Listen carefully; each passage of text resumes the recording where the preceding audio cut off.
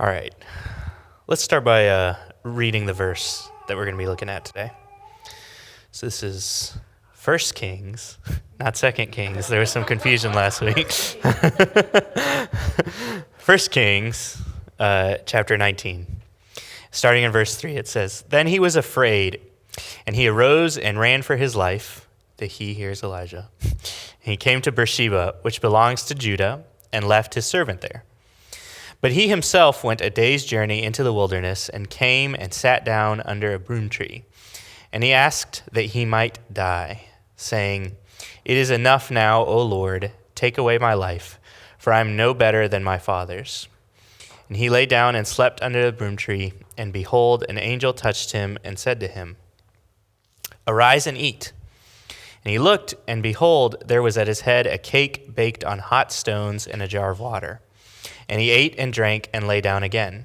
And the angel of the Lord came again a second time and touched him and said, 'Arise and eat, for the journey is too great for you.'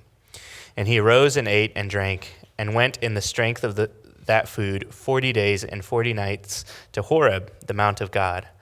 There he came to a cave and lodged in it. And behold, the word of the Lord came to him, and he said to him, 'What are you doing here, Elijah?' He said, 'I have been very jealous for the Lord, the God of hosts, for the people of Israel have forsaken your covenant, thrown down your altars, and killed your prophets with the sword. And I, even I only, am left, and they seek my life to take it away.' And he said, 'Go out and stand on the mount before the Lord.' And behold, the Lord passed by. And a great and strong wind tore the mountains and broke in pieces the rocks before the Lord, but the Lord was not in the wind. And after the wind, an earthquake, but the Lord was not in the earthquake. And after the earthquake, a fire, but the Lord was not in the fire. And after the fire, the sound of a low whisper. And when Elijah heard it, he wrapped his face in his cloak and went out and stood at the entrance of the cave. And behold, there came a voice to him and said, 'What are you doing here, Elijah?' He said, 'I've been very jealous for the Lord, the God of hosts, for the people of Israel have forsaken your covenant, thrown down your altars, and killed your prophets with sword. And I, even I only, am left. And they seek my life to take it away.' And the Lord said to him, 'Go return on your way to the wilderness of Damascus, and when you arrive, you shall anoint Hazael to be king over Syria. And Jehu, the son of Nimshi, you shall anoint to be king over Israel. And Elisha, the son of Shaphat of Abel, Meholah, you shall anoint to be a prophet in your place.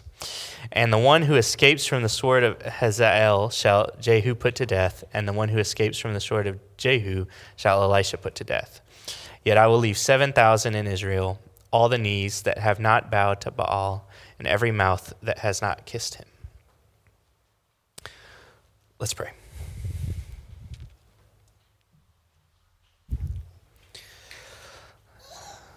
Lord, thank you for this opportunity that we have to gather with friends, to look at your word, and to see what it is that you might want to teach us today. Thank you that that you do have so many things to teach us that have to do with some of the harder aspects of life, things that other people would rather not talk about or look over. And I ask, Lord, that you would just help me to just speak truthfully in a clear and organized way, in a way that would make sense to those listening or watching, and that they would be able to take some wisdom from this, whether it's something specifically I say or just whether something I say spurs them on to think and find wisdom themselves in other areas. And I ask that you would just help to encourage and grow those that would be listening. In Jesus' name, amen. So it's a rather long section I wanted to read to start out here today from that passage in 1 Kings. But I wanted to read the whole passage because it was interesting. As I was reading through it, I felt like each successive part kind of has a little bit of a lesson to teach us as we are looking at the topic that we're looking at today. If you were here last week or if you saw online, you know that what we're looking at today is kind of some of the darker times of hopelessness that a lot of us can feel in life. A topic that is hard to address in church and especially hard to address in a sermon, I must admit. And I have been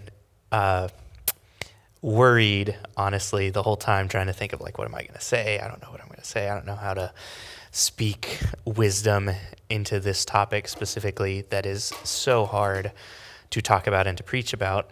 And because of that, I totally understand why so many churches don't want to talk about it. But I think it's important.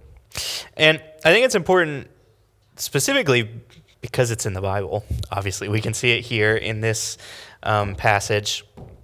You can see Elijah expressing the realities of how he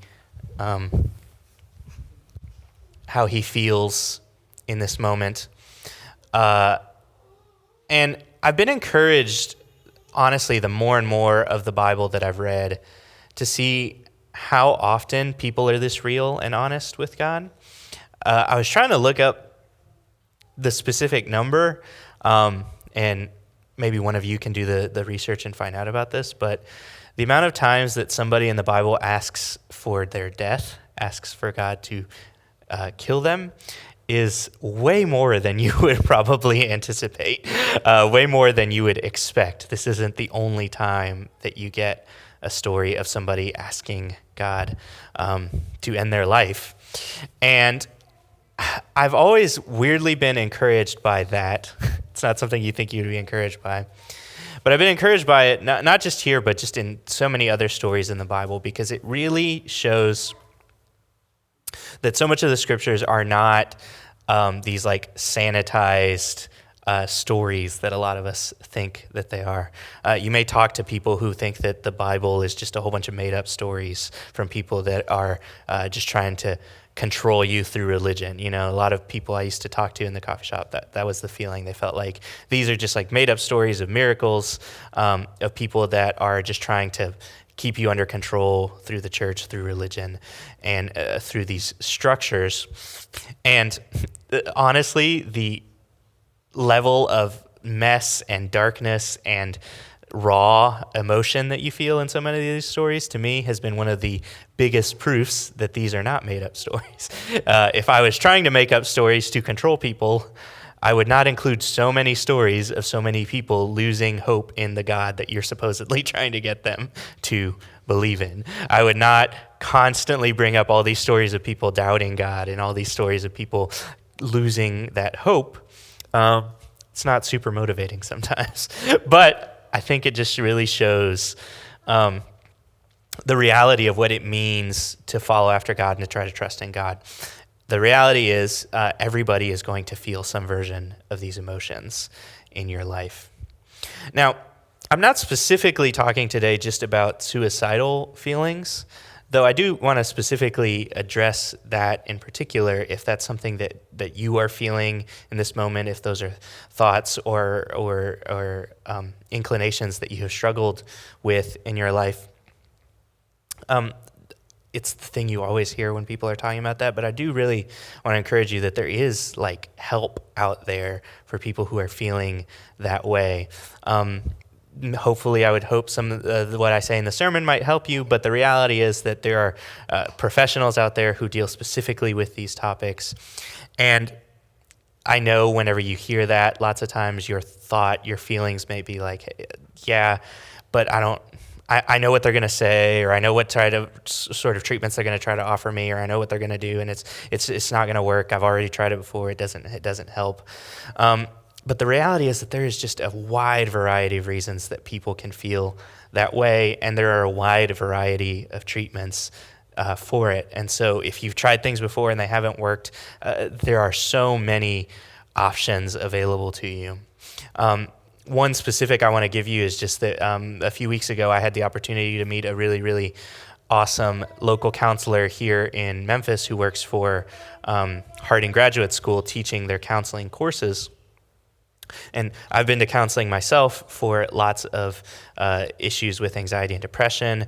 And I've met a lot of different counselors, met a lot of different Christian counselors. And when I tell you that this guy was different than any of the other Christian counselors I've met, this isn't coming from somebody who hasn't had experience with counselors. I really, really like this guy. He connected with me and with ways to treat mental illness that I think a lot of Christian counselors are scared to broach some of those topics, and he was just very clear and honest and had a lot of really amazing things to say. And thankfully, he set up sort of a partnership with us, with Wayfarers, where if you want counseling and you can't afford it, he is willing to take anybody here from the Wayfarers Church who wants to go and see him for counseling at like a severely discounted rate. I think he said it was like $40 an hour, which if you've ever tried to go for counseling before, that's like crazy cheap. So I want to offer that specifically. If you're struggling with any of those feelings at all, there are options out there, maybe ones that you haven't even thought of, and this could be one of those that could really help you. So just reach out. We'd love to get you in touch with him. But like I said, I'm not trying to deal specifically with suicidal thoughts today. I think what I'm trying to deal with is a more general and sort of macro set of emotions that a lot of us can feel, which is when we lose hope, when we have given up hope. I think, we as human beings, we want to be optimistic about the future, about what the future holds, about what things look like in the future. But the reality is that the world just really sucks, and it has a way of beating us down. And if you haven't already felt it, there is going to be a time in your life, I guarantee it, when you are going to feel like there is no hope. And I really feel like that is the common thread a lot of times with those that are suicidal, is you're feeling like there is no hope for tomorrow, for the next day. If there is nothing to look forward to, then kind of what is the point of going forward to that next moment? And there's just a rawness and a realness to losing hope in the future that many of us are going to feel. Like I said, it comes up over and over in the Bible, and it's actually very, very common to the Christian life. There is this term in spiritual formation circles that's called the dark night of the soul. I would encourage you, Google the dark night of the soul, and you can find a little bit of what that means. But the reality is that everybody in every Christian life is going to go through a season and a period of intense hopelessness. But what I love about this passage is I think you can really start to see some of the ways that you can go through that and come out on the other side, and some of the hope that we can find to push through that dark night of the soul and go into the light a little bit more.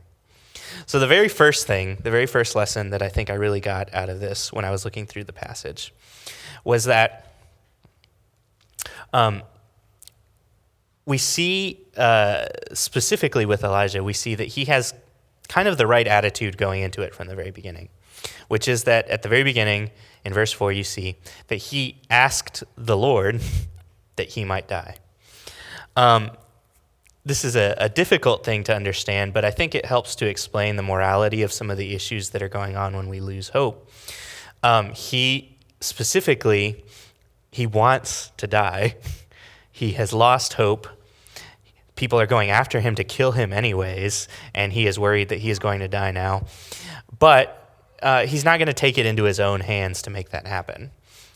He's asking God to do it. And this is a thing that's difficult for some of us to understand. This is one of those issues a lot of people have problems with in the Bible whenever they're looking at the Bible. They're like, why is it wrong? Why is murder one of like the 10 commandments that's wrong? But then the Bible is just full of stories of God either killing people directly or sending other people to kill people. Like, how does that make sense? Make that make sense. How do those two things go together? But the reality is that what the way the Bible sets it up is that God is the one who decides the length of a human life. God is the one who decides when you live and when you die. God is the one who makes that timeline decision, and God is the one who does that wisely and in the best way possible. And lots of times we can feel like, hey, I don't think God has got this one right. I think now would be a good time. That's what Elijah is saying. He's feeling like, this is the best time to do it, God. Can you just go ahead and end my life, end my misery, take me out of these feelings of hopelessness? And the problem is when we try to take that into our own hands sometimes. That's the moral issue, I think, lots of times with suicidal feelings, is that we are taking something that is God's prerogative to decide when to begin and end, and we try to take it into our own hands. But I'm not trying to say that as a way to make you feel guilty if you have felt that way before, or if you've thought about those sort of thoughts in your own life. It's not to be like, hey, you're doing the wrong thing. You're taking something that belongs to God and trying to bring it into your own hands.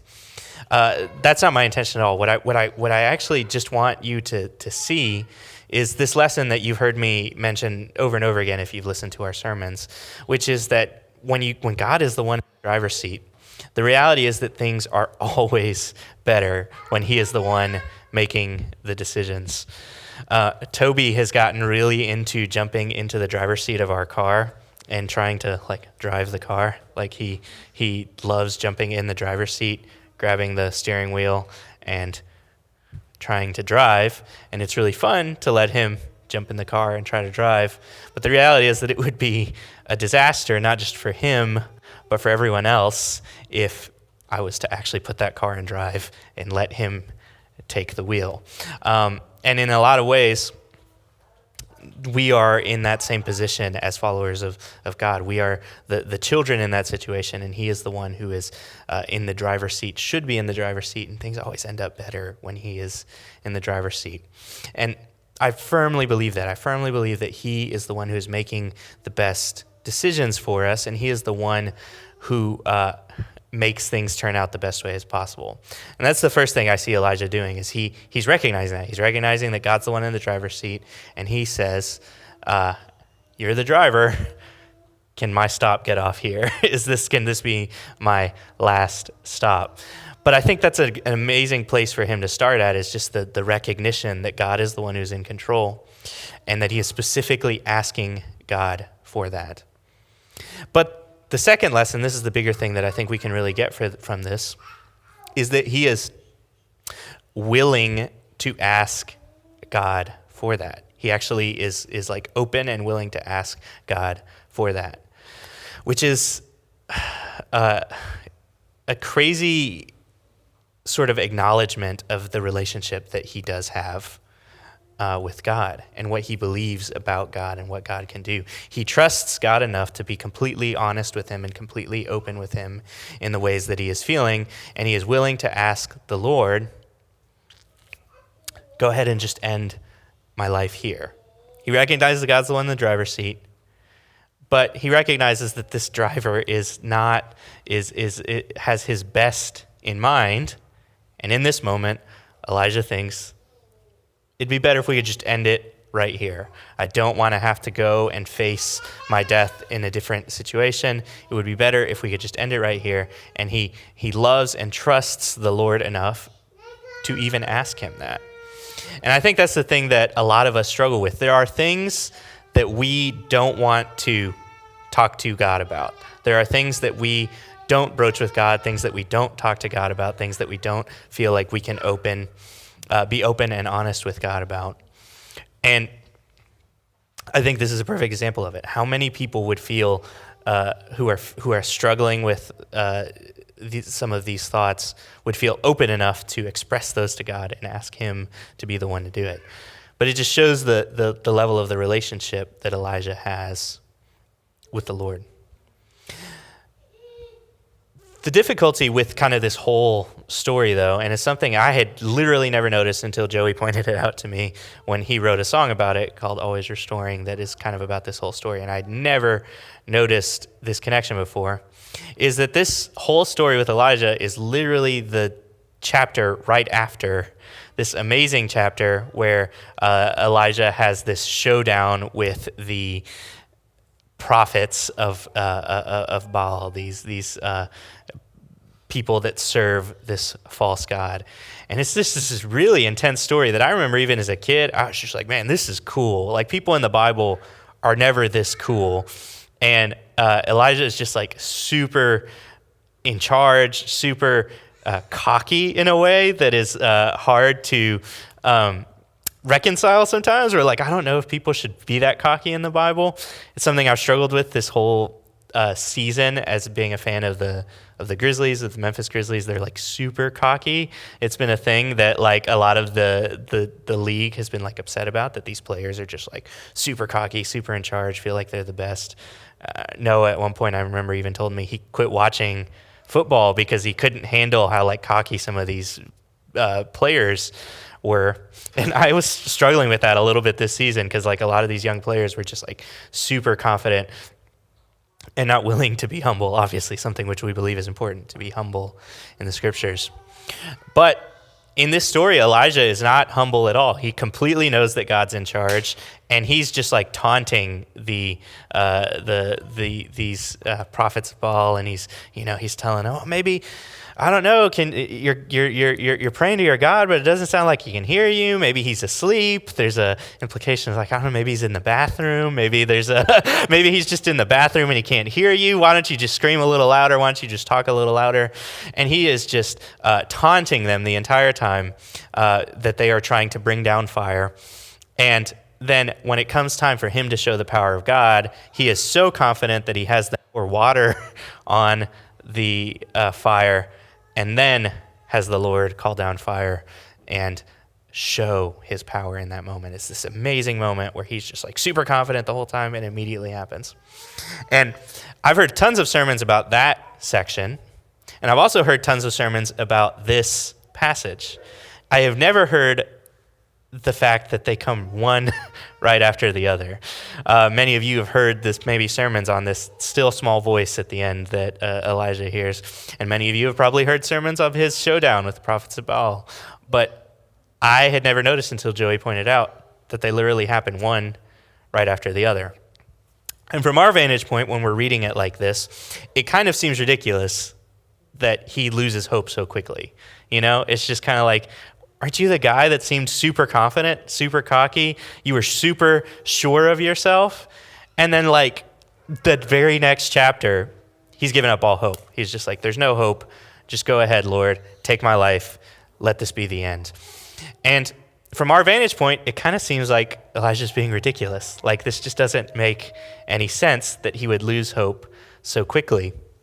And this is the context a lot of us feel with most of the Bible stories. We're looking at it from a 1,000-foot view. We've got the whole story in mind, and we're just like, this is crazy. Why would you lose hope already? It happens with the Israelites. They see all these crazy miracles. The Red Sea is parted. They walk through it, and then like just a few chapters later, they're like, actually, you know what? We want to go back to Egypt. We're done with this. And we just cannot believe how quickly it seems like people lose hope. And we kind of have this judgmental attitude sometimes towards people in the Bible, where we think, well, if I was in their situation, I would not have done that, because I would have seen all these amazing things God had done, and I wouldn't have lost hope so quickly. It's similar to the way, especially I have felt a lot as a father, again with Toby recently, seeing the way he kind of struggles with the pains in his life, the things that he struggles with. We were just at a birthday party right before we came here, and Toby was running in the gravel and tripped and fell and scraped his knee. And you would have thought it was the end of the world, the amount of screaming and crying, and it was just like guttural screaming that he was doing because he had scraped his knee. Now me, as his dad, I have the 1,000-foot view perspective of knowing it's just a scraped knee. It's going to be fine. It'll heal up. Why are you crying so much?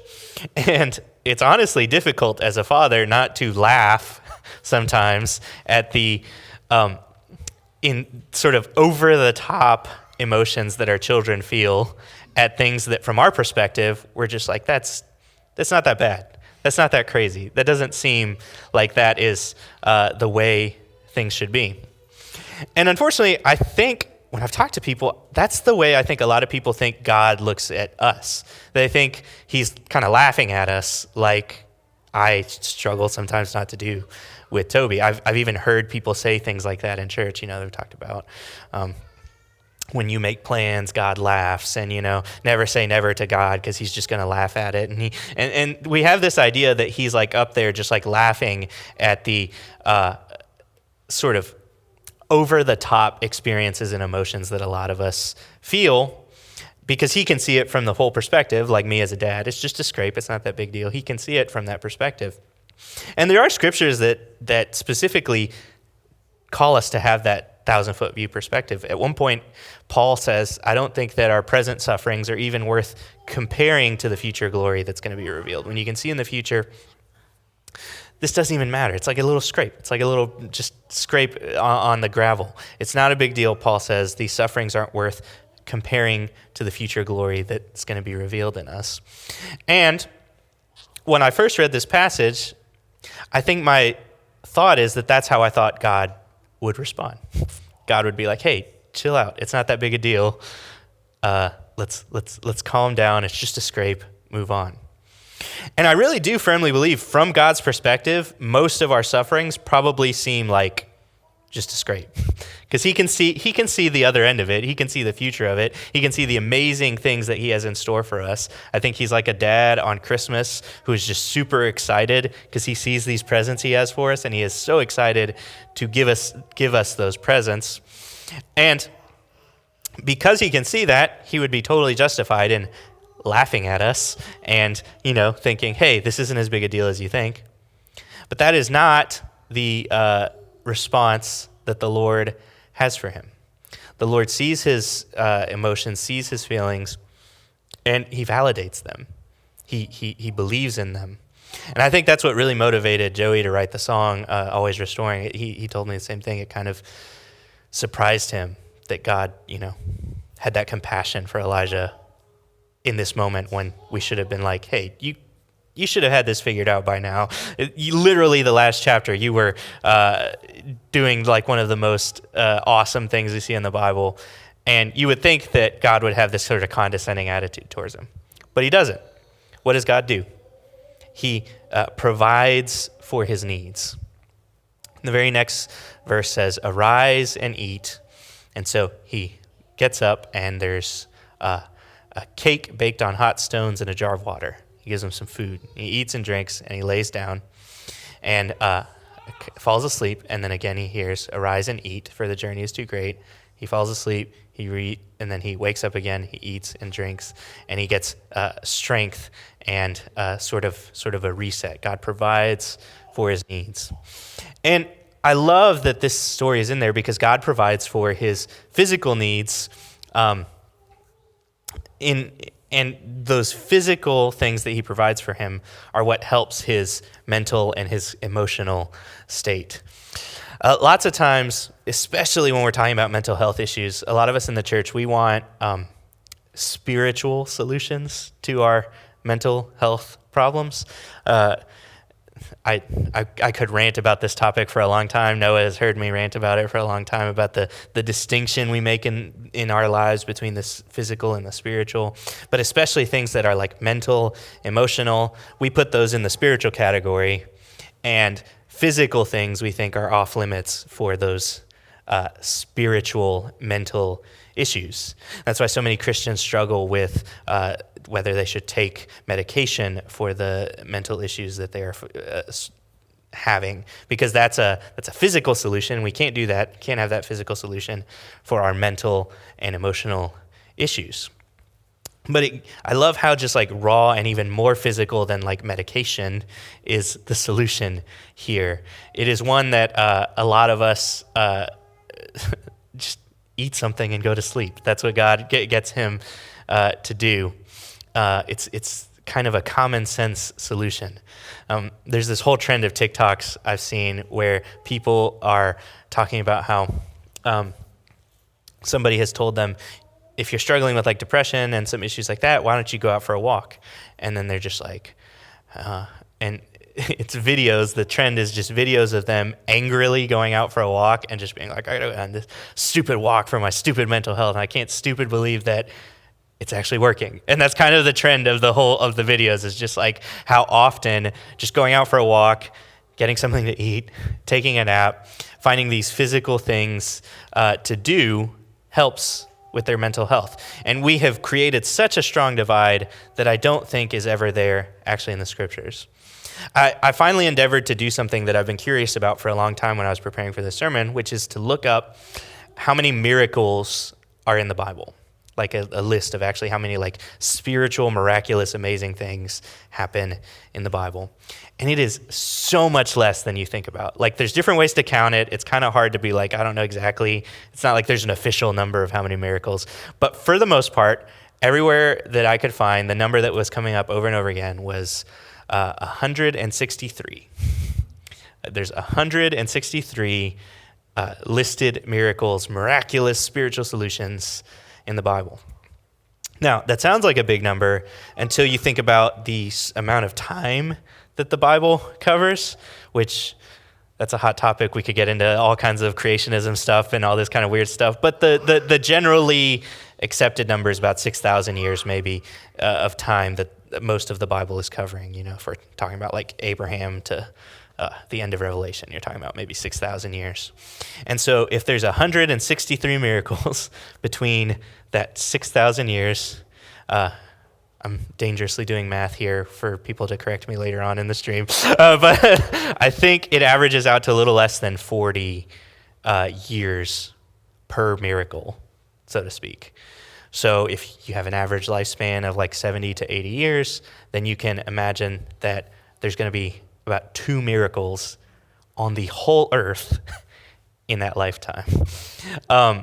It doesn't seem like that when we're reading the Bible because they come back to back to back to back so many times. But if you stretch it out over the span of all the thousands of years that are being covered, it's basically talking about in the time you're alive in the whole earth, God's going to do something miraculous maybe a couple of times. And the reality is it's not like it's evenly spread out like that. Really, they come in these big chunks of these, like maybe around the time of Jesus and around the time of the Exodus and around, where you get a lot of them. And then you get sometimes hundreds, if not thousands of years between one miraculous thing and the next. The reality is God, I would say, prefers to work through the physical, the mundane, the everyday. The scales of like how many times does he do something miraculous versus how many times does he just work through get something to eat and take a nap.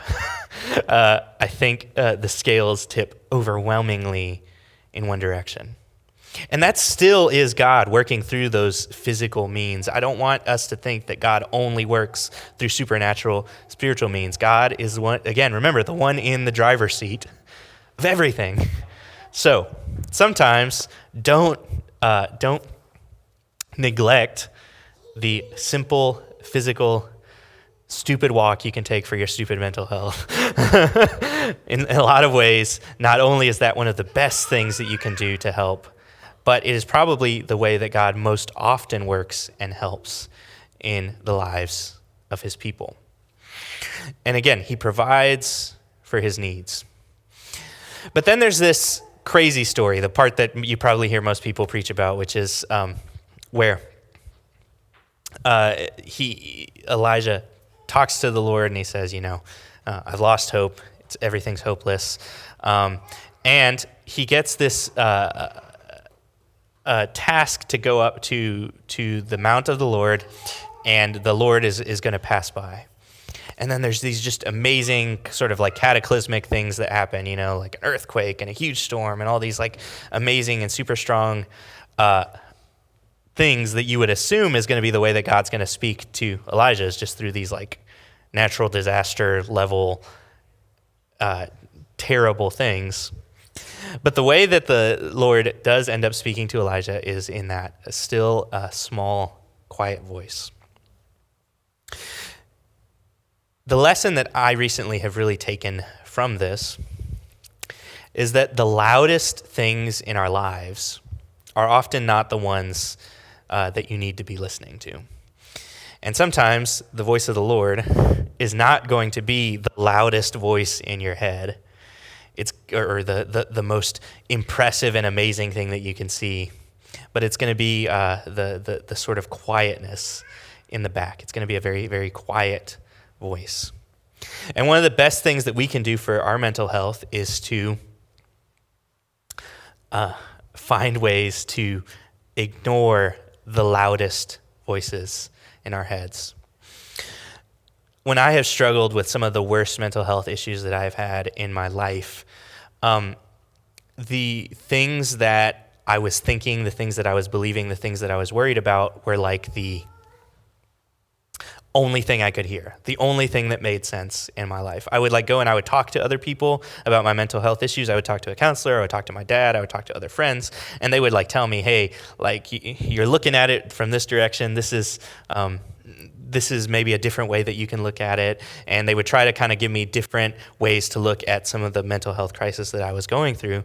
But the reality is it didn't matter how many people I talked to, how many other people I went and listened to. I would hear their arguments, and I'd be like, yeah, maybe that kind of makes sense, but their arguments were always, they just didn't seem to be as good an argument as the one that was going on in my head, the argument that I was telling myself. And that was the annoying thing. I would just be like, yeah, you're kind of doing a good job of convincing me, but not really, because I still think the way I'm looking at it is the right way to look at it. The voice that makes the most sense in my head is the way that I'm looking at it, and the way that I'm looking at it does not feel like good news right now. This does not, the way I'm looking at it, things seem kind of hopeless. It kind of seems like the worst version of what's going on is the reality of what's happening in this moment. But over and over and over again, I would do the thing Elijah does here. I would take a nap. I would sleep. I would get something to eat. Or sometimes it would just time would pass. Another few months, another few weeks, maybe even another few years would pass. And it is incredible how often, whether it was the next morning after sleeping or after getting something to eat, or just years later, as I was thinking back on that same thing that was really bothering me, it is incredible how many times I would think about that and be like, what was I thinking? My logic was completely flawed in that moment. Nothing that I was thinking made sense at all. And with hindsight, you're looking at it and you're just like, that was ridiculous. None of that made sense at all. But in the moment, it was the most logical thing that I could think. I promise you, it was the only thing that made sense in that moment. And it was only later with hindsight that I could kind of see things a little bit more accurately, I guess, and see that those arguments weren't as strong as I thought that they were. And I think this is just an example of how strong some of the worst arguments in our lives can feel, especially in our worst moments. They are going to be the loudest thing in your life. They are going to be the thing that you are the only thing you can hear. It's going to be as loud as a storm. It's going to be like an earthquake. It's going to be like a tornado, whatever it is. This is going to be the only thing that you can hear in this moment. And one of the things that is the most important to remind yourself of is that you are in the middle of a storm, and this loud thing that is the only thing that you can hear right now, it's not actually the reality of what's going on. The reality is going to be a lot quieter and is not going to make as much sense. And the things you are thinking are not going to make as much sense when you look at them with clarity, with hindsight. And so lots of times the best thing that you can do in the moment when you are struggling with things, this is the only thing that seems logical to you, is give it some time. Go to sleep, get something to eat. Don't make decisions based on just what makes sense right now. You got to give it some time for the loud voices in your head to quiet down a little bit, and to maybe hear that smaller, quieter voice in this moment that doesn't seem to make as much sense, but in the end is going to be the one that makes the most sense. And ultimately, that is the voice of God. That's going to be that quiet voice, which unfortunately, it's hard for me to explain. I wish the voice of God was in the storm and in the earthquake and the super loud thing that is clearly the thing that you can hear right now. Obviously, that would be incredible if that was the voice of God. But more often than not, it's actually the counter voices in our lives that are the loudest. And the voice of God is going to be the one that is quieter and sometimes takes a little bit more time, meditation, and reflection to hear. And I think it's really important that you just give yourself permission to think, in this moment, this does make the most sense. This is the thing that makes the most sense right now. But it's not always going to be that way, and it's in hindsight, it's actually not going to seem as logical as it did right here and right now. But the last thing, and I think this is the thing that was kind of is the most encouraging to me that I have realized in this whole situation when trying to figure out how to deal with hopelessness, is the reality of the good news that God is the one that is the one in the driver's seat, the one that is in control. I think the thing that's hardest for us to see in those moments of hopelessness is we kind of lose. We're starting to not trust. We're starting to question whether God is actually the one who has kind of our best in mind. And God knows that those moments are going to come. Like I said, they're all throughout the Bible. God knows that we're going to struggle with being tempted not to trust him anymore, being tempted to think, hey, I know God's in control, but I'm not really sure if he's got my best in mind for me. And this is where it's so important to really look at all of what God has done for us. Somebody recently pointed out to me, and I love this fact, that in the Ten Commandments, before God goes to lay out all of the things that he has done, that he's going to ask the Israelites to do, before he gives them the rules, the Ten Commandments and the other laws and all the things that he wants them to do, he starts the Ten Commandments by reminding them of the fact that he is the God who brought them out of Egypt. He wants them to look backwards at what he has already done for them before looking forwards to all the things that maybe he asks them to do. And this is, I think, over and over and over again, you're going to see how much the word remember comes up in the Bible. In the Old Testament, over and over and over again, you can see God is constantly doing these things to get people to remember what he has done for them. Here at Wayfarers, every Sunday we do the Lord's Supper. We do communion. And if you've ever looked at those like old school communion tables, the giant altar-looking ones that are very ornate sometimes, the big words at the very front that always say is "in remembrance of me," which is quoting Jesus, where Jesus said, "Do this in remembrance of me." It's another thing in the long line of things that God does, where he wants us to look backwards and trust. Look at the things he's already done for you, and then use those to give you hope for what he can do in the future. But I know that in the moment, we will look back at all of the things God has done, and our brains are still going to tell us, yeah, he did that for you in the past, but he's not going to do that again in the future. It may be nice that he did these amazing things for you in the past, but how can you know that he did that in the past for you? How can you know that he's going to do that again in the future? And this is where the reality that James brings up has come to comfort me a lot. And it's in just the very first chapter of James. It is in verse 17, where James says, "Every good and perfect gift is from above, coming down from the Father of heavenly lights, who does not change like shifting shadows."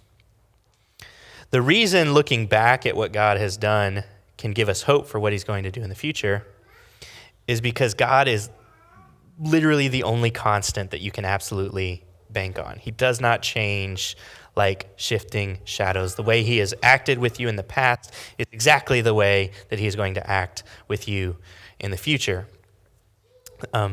With sort of the uncertainty so many of us have grown up in, with the recession, housing crisis, and I have been kind of laughing, if I'm being honest, looking online at a lot of people who got really into investing in cryptocurrency and then have been seeing their earnings disappear, the plummeting of their NFTs and various cryptocurrency values. There's basically nothing that you can bank on in the world. The example is the sun's going to come out tomorrow, but honestly, I'm not even sure. Like sometimes I really don't feel like that is something that you can really bank on.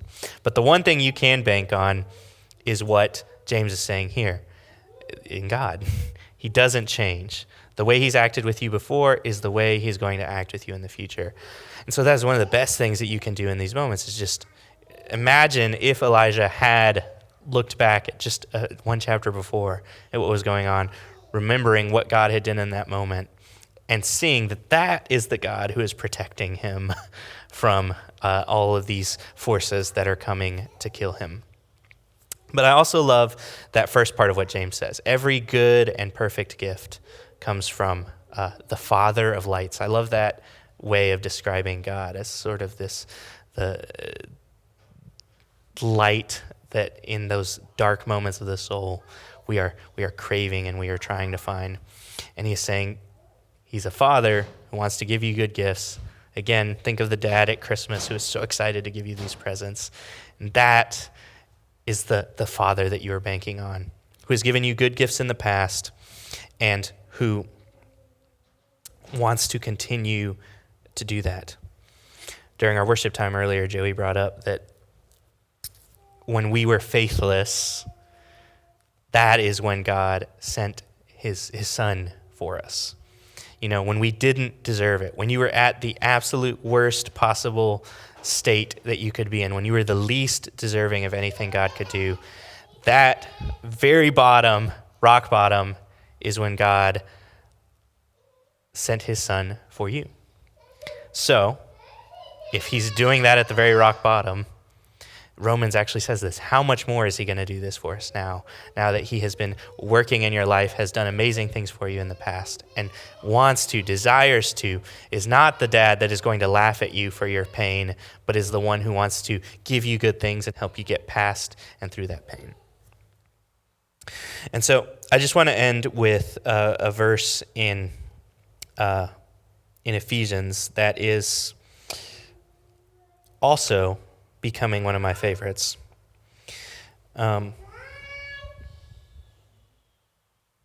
If I can get my phone to connect. Let's see. Ephesians 2:10. And it says, "For we are God's handiwork, created in Christ Jesus, to do good works, which God prepared in advance for us to do." I love how this story with Elijah ends, where, he gets some food to eat, he gets to sleep, he gets all of these things to deal with the emotions and the feelings that he's feeling at the very end. He hears the still small voice of God despite all of the loudness around him. And then it ends with God giving him some tasks to do, to go and anoint some kings and to go and connect with Elisha, which that has always confused me. It is wild that you get Elijah and Elisha. It is so hard to tell them apart, but you get these tasks for Elijah to do. That's what God gives him in this moment at the very end. He gives him some good works, some things that he has planned for him to do. And in my life, personally, that has been the biggest thing that has helped me to overcome many of the darkest moments of my soul, is to recognize that God has things that he wants me to do specifically. And what I believe this verse is saying is firmly, God has something he has planned for you, specifically for you, not for the church in general or for all mankind or for specific people. But what this verse in Ephesians is telling us is that we are God's handiwork, created in Christ Jesus to do good works. And it says God's prepared these good works in advance for us to do. He's got a plan. As soon as Elijah was reaching out to him, you can just hear God being like, "No, I know you think this is the end. I know you want me to just go ahead and end it now, but you don't understand. I've still got some things that I got for you to do." And I firmly believe that God has specific things in mind for every single one of you that he wants you to do. And some of the most joy that I've been able to find is when I can step into those things, those good things that I've seen God want me to do. But I love this translation says we are God's handiwork. It's a very particular Greek word. You guys know I love to give you fun Greek words, but this one in particular, it may sound a lot like an English word you've heard before. And the Greek word is poema, specifically poema, which, if you know the Spanish word for poem, it's like literally the same word. Poema is a poem. And there are some translations that actually translate it that way. We are God's poem.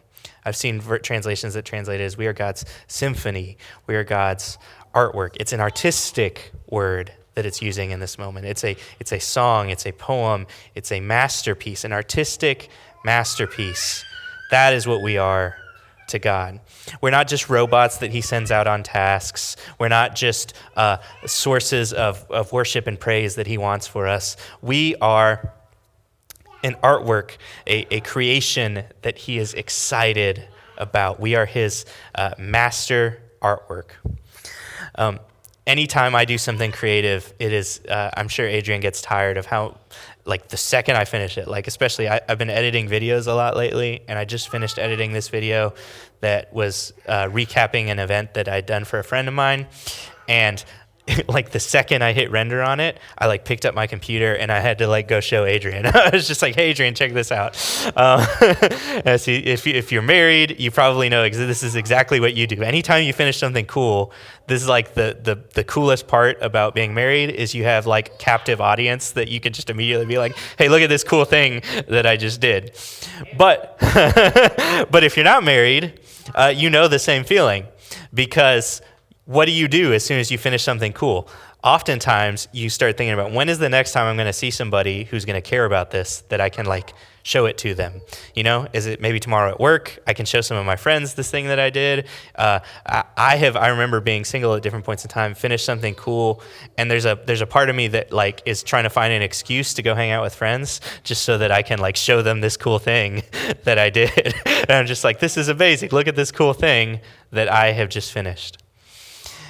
I really believe that that is the way that God feels about us. We are this poema, this artwork, this master work that he is incredibly excited about. He loves and takes intense pleasure in us, in the good things that he has planned for us to do. And ultimately, I think this is the biggest reason that God's heart also breaks with us when we feel hopeless, when we feel like there is no hope for the future. And it's because he can see end product, the symphony that we are going to get to be a part of, the thing that we're going to be excited to have been a part of. And he knows the plans he has for you specifically. He knows those plans. He knows those good works that he planned ahead for you to do. And he is excited for you to be a part of that. And the few times that I've caught glimpses of that and have stepped into those good things, looked outside of myself in ways that I can help other people, those have been the best ways for me to overcome some of those deepest, darkest, most hopeless feelings that I can feel. So I just want to end with that. It's just a prayer for you specifically, that God would show you the good things that he has planned for you, and that those things would give you a hope for the future. So let's pray that right now. Lord, I want to just humbly but boldly ask you to do that for anybody that is listening or watching or paying attention to this right now. Lord, I ask that you would show them the way that they fit in to your beautiful, artistic masterwork. We are the thing that you are excited to show off, the same way that many of us have been excited to show off the things that we do. That's how you feel about us. And I ask, Lord, that you would just help us see a glimpse of how we fit into that. So much of the loudest things in the world are trying to tell us that other people may be a part of God's cool masterwork. I can see how other people can be a part of the things God wants to do, but not me. I am not one of those people that God has plans for. And I ask, Lord, that you would just help to banish those thoughts from our heads. Help us to see the ways that you see us. You see our needs. You don't laugh at the emotions that we are feeling, but your heart goes out to us. And just open up a glimpse into that masterpiece that you are knitting us into. In Jesus' name, amen.